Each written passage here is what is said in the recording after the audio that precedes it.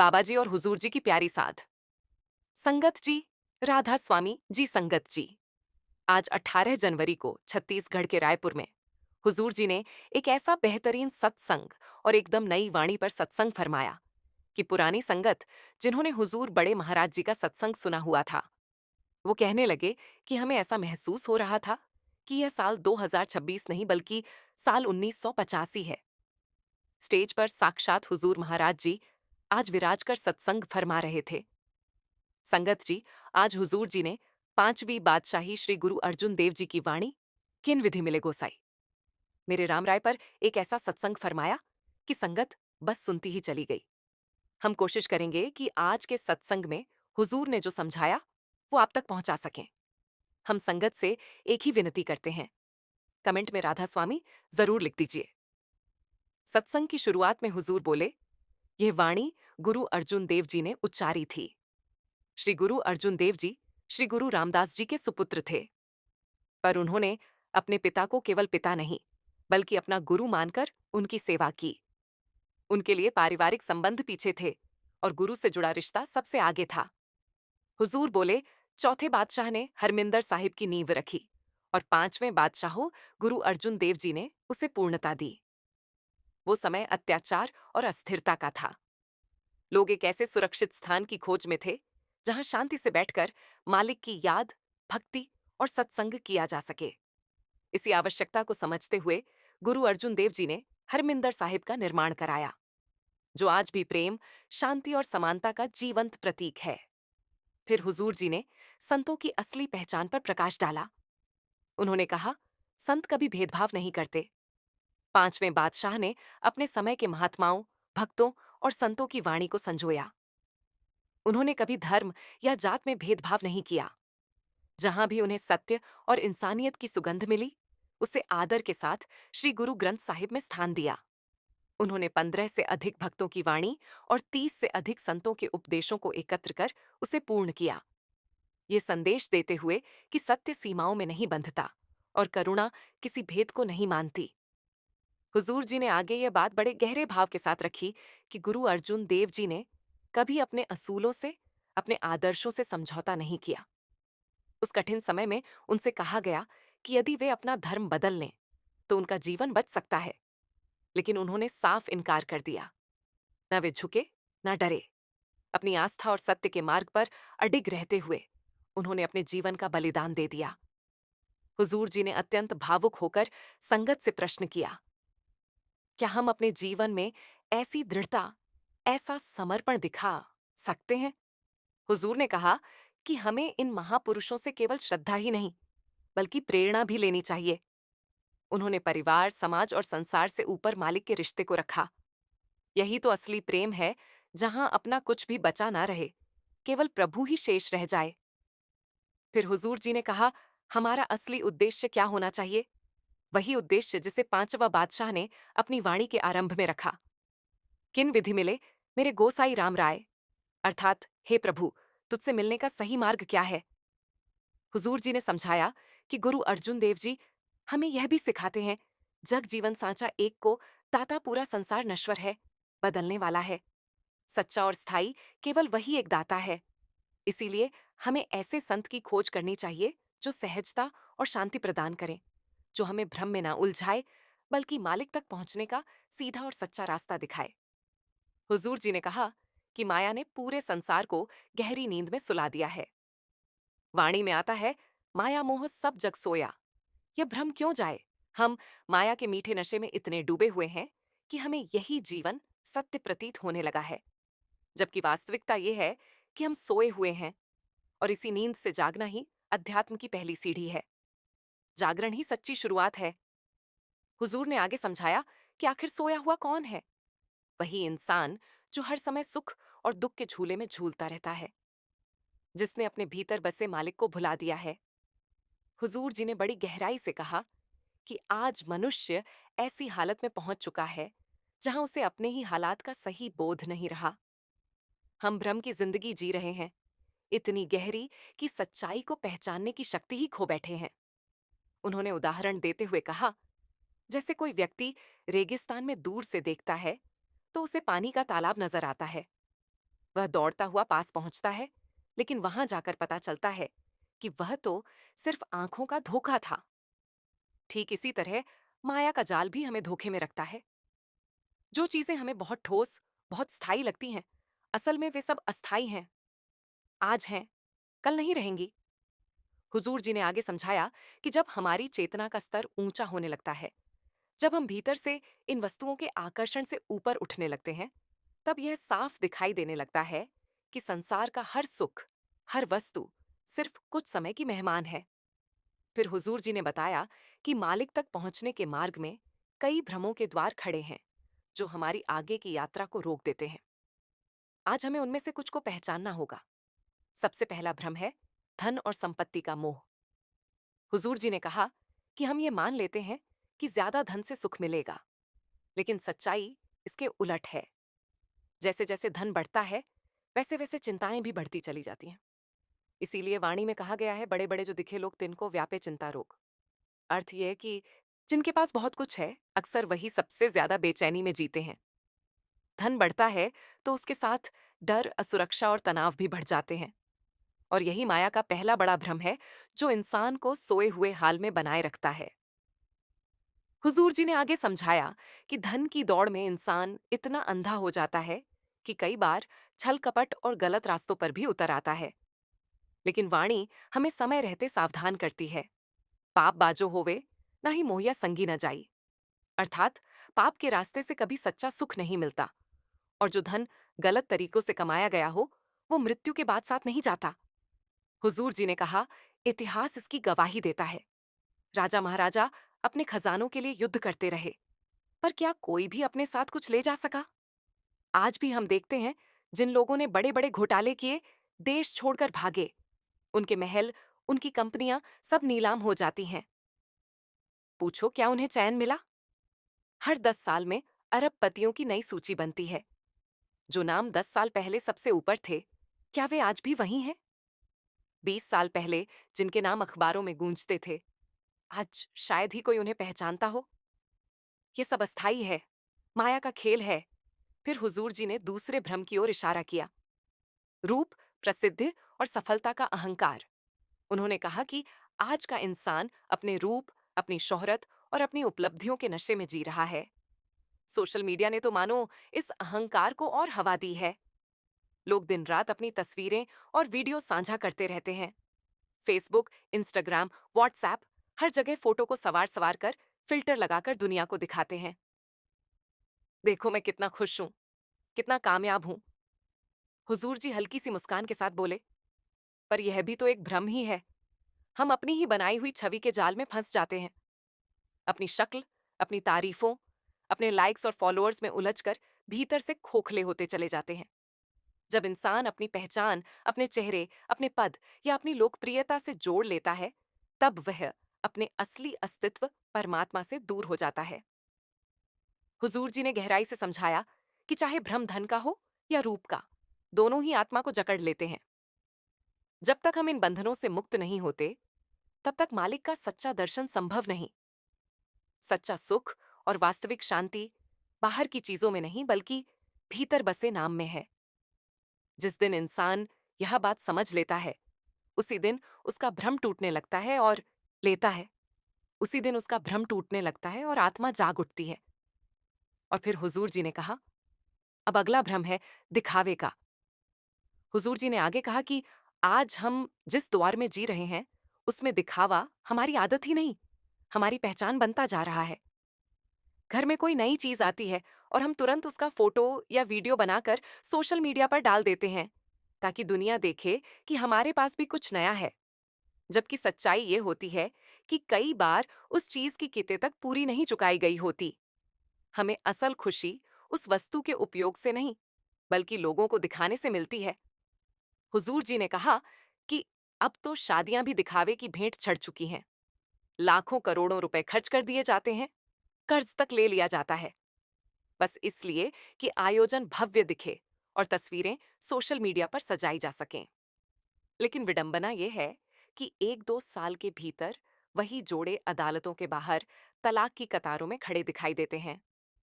यही आज के समाज की सच्चाई है। हम दिखावे में डूब चुके हैं।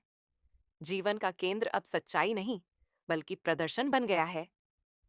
फिर हुजूर जी ने अगले बड़े भ्रम की ओर ध्यान दिलाया, अहंकार और पद प्रतिष्ठा का नशा। उन्होंने कहा कि हमें यह भ्रम हो जाता है कि हमारा पद, हमारी कुर्सी, हमारा ओहदा सदा हमारे साथ रहेगा, जबकि यह सब क्षणिक है। जो अधिकार या सत्ता हमें मिली है, वह सेवा के लिए मिली है, दूसरों के भले के लिए, न कि उन्हें दबाने या अपने बड़प्पन का प्रदर्शन करने के लिए। हुजूर जी ने समझाया कि दुर्भाग्य से हम पद का उपयोग सेवा में करने के बजाय उस पर गर्व करने लगते हैं। जब हम अपने ओहदे के बल पर दूसरों को छोटा समझते हैं या दबाते हैं, तो एक दिन वही हालात हमारे सामने खड़े हो जाते हैं। क्योंकि यह संसार न्याय का घर है। यहाँ जैसा बोया जाता है, वैसा ही काटना पड़ता है। इसी कारण कहा गया है कि हर कर्म का हिसाब एक दिन अवश्य देना होता है। कोई उससे बच नहीं सकता।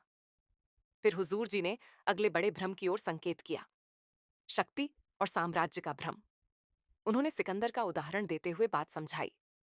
हुजूर जी बोले, सिकंदर संसार को जीतता हुआ भारत की सीमा तक आ पहुंचा। एक दिन वो व्यास नदी के तट पर पहुंचा, जहां उसने एक संत को ध्यान में लीन देखा। उसने पास जाकर पूछा, तुम कौन हो? संत ने सहज मुस्कान के साथ उत्तर दिया, मैं तो एक फकीर हूं। फिर संत ने उल्टा प्रश्न कर दिया, और तुम कौन हो? सिकंदर ने बड़े गर्व से कहा, मैं संसार का सम्राट हूं, मैंने पूरी धरती जीत ली है। संत ने शांत स्वर में पूछा, अब आगे क्या करोगे? सिकंदर बोला, अब घर लौटूंगा और विश्राम करूंगा। यह सुनकर संत हंस पड़े और बोले, जिस शांति और आराम के लिए तुमने इतने युद्ध किए, इतने लोगों की जान ली, वही तो मैं यहां बिना किसी को हानि पहुंचाए पहले से जी रहा हूं। हुजूर जी ने कहा, देखो, ये सब नजरिए का फर्क है। जिसने भीतर की शांति पा ली, उसके लिए जीतने को कुछ बचता ही नहीं। लेकिन जो बाहर की दुनिया जीतने में लगा रहता है, वह अपने मन को कभी नहीं जीत पाता। हुजूर जी ने आगे बताया कि जब सिकंदर बीमार पड़ा, तो उसने ऐलान किया, जो भी मुझे ठीक कर देगा, उसे मैं आधा साम्राज्य दे दूंगा। लेकिन जब मृत्यु का क्षण आया, तब न उसका साम्राज्य काम आया और न ही कोई उसके साथ चल सका। वो अकेला ही चला गया। इसीलिए हुजूर जी ने समझाया कि वाणी में कहा गया है, तपो राजो नरक, अर्थात सत्ता और राजपाट शुरुआत में सुख का आभास देते हैं, लेकिन अंततः वही नरक का कारण बन जाते हैं। क्योंकि सत्ता पाकर इंसान सेवा को भूल जाता है और भोग विलास में डूब जाता है। जब सेवा छूट जाती है और अहंकार बढ़ जाता है, तब वही शक्ति पतन का कारण बनती है। यही इतिहास का सबक है और यही जीवन की सच्चाई। फिर हुजूर जी ने एक और गहरे भ्रम की ओर ध्यान दिलाया, मृत्यु को अपने से बहुत दूर समझने का भ्रम। उन्होंने गंभीर स्वर में कहा कि हम अक्सर यह मानकर चलते हैं कि मौत अभी कहाँ आने वाली है। हमारे पास तो जीने के लिए बहुत समय पड़ा है, जबकि सच्चाई ये है कि हर दिन, हर क्षण लाखों लोग इस संसार से विदा हो रहे हैं। जरा ध्यान से देखिए, घर से बाहर निकलते समय या अखबार के पन्ने पलटते हुए कहीं ना कहीं किसी के अंतिम संस्कार की सूचना या किसी की स्मृति सभा का उल्लेख अवश्य दिखाई दे जाएगा। हुजूर जी ने कहा कि हम इस दुनिया में लगातार इतनी भूलें करते चले जा रहे हैं और इतने अंधे होते जा रहे हैं कि अब प्रकृति स्वयं हमें चेतावनी देने लगी है। कभी बाढ़ के रूप में, कभी भूकंप के रूप में, तो कभी महामारी बनकर। ये सब संकेत हैं कि हम अपनी सही राह से भटक चुके हैं। उन्होंने भारी मन से कहा कि पहले जब किसी की मृत्यु होती थी, तो भीतर तक झटका लगता था, मन अपने आप कह उठता था, वह भी चला गया, एक दिन हमें भी जाना है। लेकिन आज हमारे दिल इतने कठोर हो चुके हैं कि किसी की अर्थी देखकर भी मन में कोई हलचल नहीं होती। हम मृत शरीर को देखते तो हैं, पर उस दृश्य से कोई सीख नहीं लेते, कोई आत्ममंथन नहीं करते। हुजूर जी ने आगे कहा कि अब तो हम हर साल अपने प्रियजनों की बरसी भी मनाते हैं, लेकिन वह भी दिखावे का रूप ले चुकी है। घरों में इतने भव्य आयोजन होते हैं कि बाहर से देखने वाला समझ ही नहीं पाता कि यह शोक सभा है या कोई उत्सव। बड़े बड़े लोगों को बुलाया जाता है, सजावट होती है, भोजन की व्यवस्था होती है, और कई बार तो ऐसा लगता है मानो कोई पार्टी चल रही हो, ना कि श्रद्धांजलि। बहुत ही सच्चे और पीड़ा भरे स्वर में हुजूर जी ने कहा कि हमने अपने पूर्वजों की स्मृति को भी दिखावे का माध्यम बना लिया है। हमारे पुरखे हमें सादगी, विनम्रता और संयम का पाठ पढ़ा कर गए थे, लेकिन हम उस शिक्षा को छोड़कर बाहरी चमक दमक में खोते चले गए हैं। ये हमारे आत्मिक पतन का स्पष्ट संकेत है। फिर हुजूर जी ने महाराज जी की एक गहरी शिक्षा याद दिलाई। उन्होंने कहा, महाराज जी समझाया करते थे कि इंसान को यह भी नहीं पता कि उसकी गाड़ी का दरवाजा खुलने से पहले या पहला निवाला मुंह में जाने से पहले ही मृत्यु आ जाए। मौत उतनी दूर नहीं है जितना हम अपने भ्रम में मान लेते हैं। हुजूर जी ने आगे कहा कि पहले लोग 60, 70, 80 वर्ष तक सहज रूप से जी लिया करते थे। आज तो 30 की उम्र में ही कितनी जिंदगियां खत्म हो जा रही हैं। ये समय अत्यंत अनमोल है। हमें इसका सही उपयोग करना चाहिए। इसे व्यर्थ बातों, दिखावे और खाली भ्रमों में गवा देना बहुत बड़ा नुकसान है। यही समय है जागने का, संभलने का और अपने जीवन को सही दिशा देने का। फिर हुजूर जी ने एक और गहरे भ्रम की ओर संकेत किया, मैं और मेरा का भ्रम। उन्होंने कहा कि इंसान यह मानने लगता है कि सब कुछ वही कर रहा है, हर बात उसके ही नियंत्रण में है, जबकि यही सोच सबसे बड़ा धोखा है जो मनुष्य को सच्चाई से दूर कर देती है। हुजूर जी ने इस बात को स्पष्ट करने के लिए वाणी की पंक्ति उद्धृत की, सब कुछ हुक्मी आपदा, सब कुछ हुक्मी जाए, जो को मूर्ख आपे जाने, अंधा अंत कमाए। हुजूर ने समझाया कि जो व्यक्ति यह समझ बैठता है कि सब कुछ उसके हाथ में है, वह वास्तव में अज्ञान के अंधकार में जी रहा है। जरा सोचिए, क्या हमारा जन्म हमारे वश में था? क्या हमने स्वयं तय किया था कि हम किस घर में, किस देश में, किस परिवार में जन्म लेंगे? हुजूर जी ने आगे कहा कि हम यह भी तय नहीं कर सकते कि हमारे दोस्त कौन होंगे, हमारे शिक्षक कैसे होंगे, जीवन हमें किन मोड़ों से गुजारेगा। हम अपने माता पिता, भाई बहन तक नहीं चुन सकते। यहाँ तक कि कार्यस्थल पर हमें किन लोगों के साथ काम करना पड़ेगा, यह भी हमारे हाथ में नहीं होता। संसार का पूरा ताना बाना एक महान योजना के अंतर्गत चलता है, जो मालिक के हुक्म से संचालित है। फिर हुजूर जी ने बहुत संतुलित बात कही। उन्होंने कहा, हाँ, एक चीज ऐसी है जो हमारे हाथ में है, हमारा दृष्टिकोण, हमारा कर्म और हमारा व्यवहार। हम परिस्थितियों में कैसे प्रतिक्रिया करते हैं, किस रास्ते को चुनते हैं, सच के साथ खड़े होते हैं या अहंकार के साथ। यही हमारा वास्तविक चुनाव है। इसके अतिरिक्त जो कुछ भी घटता है, वह सब उसी के हुक्म में होता है। यही समझ इंसान को विनम्र बनाती है और भ्रम से मुक्त करती है। हुजूर जी ने गहराई से समझाया कि बहुत प्राचीन समय से ही मनुष्य की प्रवृत्ति धीरे धीरे नीचे की ओर झुकती चली गई है। जो प्रेम कभी बिल्कुल पवित्र, साफ और निस्वार्थ हुआ करता था, वही समय के साथ बदलकर मोह बन गया।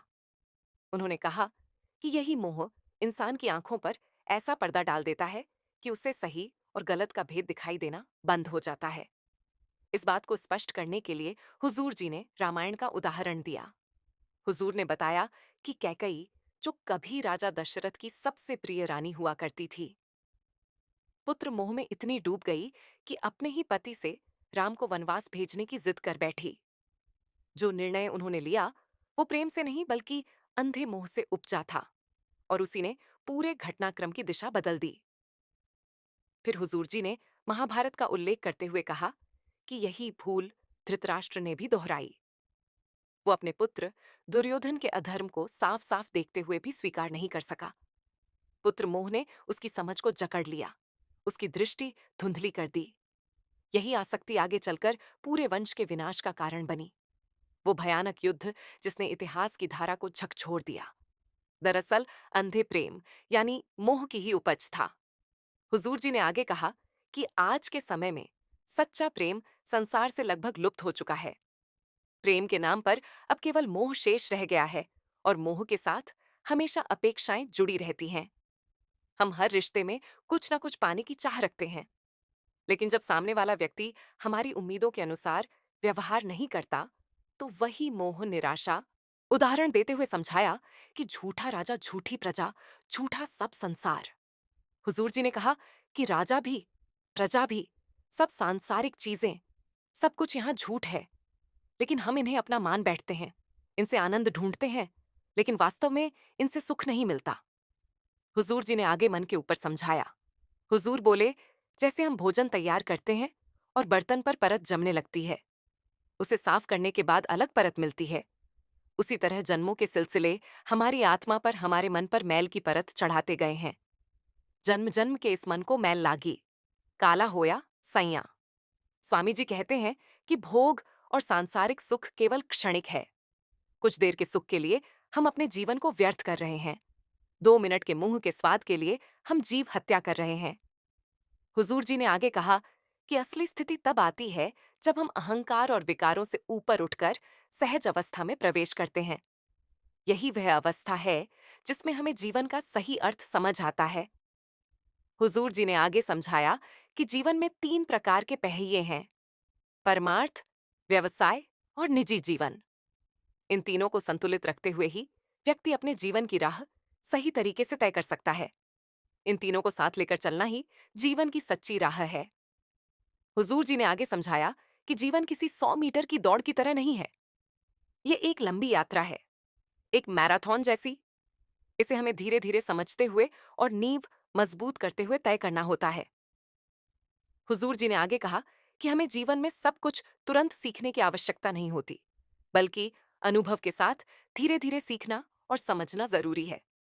हुजूर जी समझाते हैं कि जैसे हम 15-20 साल पढ़ाई में लगाते हैं और उसके बाद अच्छी नौकरी पाते हैं, वैसे ही परमार्थ के मार्ग में भी धैर्य और समय की आवश्यकता है। मालिक हमेशा हमारे साथ है। हमें सिर्फ मालिक के बहाने में रहना है, उसकी मर्जी में रहना है। आगे हुजूर जी ने फरमाया कि जब आत्मा के भीतर प्रभु से मिलने की गहरी तड़प जाग उठती है और उधर मालिक की भी कृपा दृष्टि होती है, तभी यह मिलन संभव होता है। ऐसे अवसर पर महापुरुष कहते हैं कि वही इंसान सचमुच भाग्यवान है जिसे जीवन में सच्चे गुरु और संत का सानिध्य प्राप्त हो जाए। हुजूर जी ने कहा कि लेकिन हमारी हालत यह है कि हम हर बात को केवल शब्दों तक ही सीमित कर देते हैं। हम अपने अहंकार पर नियंत्रण नहीं रख पाते। उन्होंने समझाया कि हम पढ़ाई के लिए स्कूल जाते हैं, वहां मित्र बनते हैं, फिर नौकरी या व्यापार में कदम रखते हैं तो नए नए रिश्ते बन जाते हैं। लेकिन जरा ठहर कर सोचिए, क्या इन सब बातों पर हमारा वास्तव में कोई वश होता है? हुजूर जी ने उदाहरण देते हुए कहा कि यहाँ बैठे किसान भाई भी नहीं जानते कि इस साल उनकी फसल कैसी होगी। क्या यह उनके नियंत्रण में है? हम में से कोई नहीं जानता कि कल क्या होगा। हुजूर जी ने बहुत साफ शब्दों में समझाया कि इंसान के हाथ में वास्तव में करना हो तो उन्हें भी मनुष्य का जन्म लेना पड़ता है। पर अफसोस इस बात का है कि हम इस अनमोल अवसर का उपयोग किस काम में कर रहे हैं। हम अपना अधिकतर समय केवल मांगने में गवा देते हैं। ये दे दो, वह दे दो। मालिक को छोड़कर बाकी सब कुछ मांगना वास्तव में अपने दुखों को और बढ़ाना ही है। हुजूर जी ने बताया कि वाणी भी इसी बात की चेतावनी देती है। तुझ बिन और कुछ मांगना सब दुखा दे। दुख अर्थात प्रभु से अलग किसी और इच्छा को पकड़ना दुखों पर और दुख बुलाने के समान है। इसके बाद हुजूर जी ने एक और महत्वपूर्ण बात समझाई। उन्होंने कहा कि अब हमें केवल कर्मकांडों की सीमाओं में अटके नहीं रहना चाहिए। हम अक्सर यह मान लेते हैं कि किसी पवित्र सरोवर में स्नान कर लेने से पाप धुल जाते हैं, जबकि वास्तविक शुद्धता बाहरी स्नान से नहीं बल्कि प्रतिदिन 2.5 घंटे ध्यान लगाकर नाम की कमाई करने से आती है। हमें पानी के सरोवर में नहीं बल्कि नाम रूपी सरोवर में डुबकी लगानी है। तभी भीतर सच्ची निर्मलता आती है और मालिक की प्रसन्नता प्राप्त होती है। हुजूर जी ने यह भी कहा कि हमें हर दिन मालिक का धन्यवाद करना चाहिए, पर हम ऐसा बहुत कम करते हैं। इसी सत्य की ओर संकेत करती है गुरु ग्रंथ साहिब की वाणी। 9 दरवाजे धावत रही, 10वां निज घर वासा पाए ओथे, अनहद शब्द बजे, दिन राति गुरुमति शब्द सुनाए। इसका भाव यह है कि जब आत्मा बाहर की 9 इंद्रियों में भटकना छोड़ देती है और भीतर के द्वार में स्थिर हो जाती है, तब उसे अपने वास्तविक घर का वास मिलता है। वहां दिन रात अनहद शब्द गूंजता है और गुरु की दी हुई युक्ति से वही दिव्य नाद सुनाई देने लगता है। यही वह अवस्था है जहां सच्चा सुकून, कृतज्ञता और परमात्मा से मिलन का अनुभव होता है। संगत जी, ये सब कुछ आज सुबह रायपुर में सत्संग के दौरान हुजूर जी ने संगत को समझाया। हम संगत जी से विनती करते हैं कि आपके अपने यूट्यूब चैनल सतगुरु शब्द रास के कमेंट बॉक्स में राधा स्वामी जरूर लिखिए और संगत जी आप इस चैनल को खुशी से सब्सक्राइब भी कर सकते हैं। राधा स्वामी जी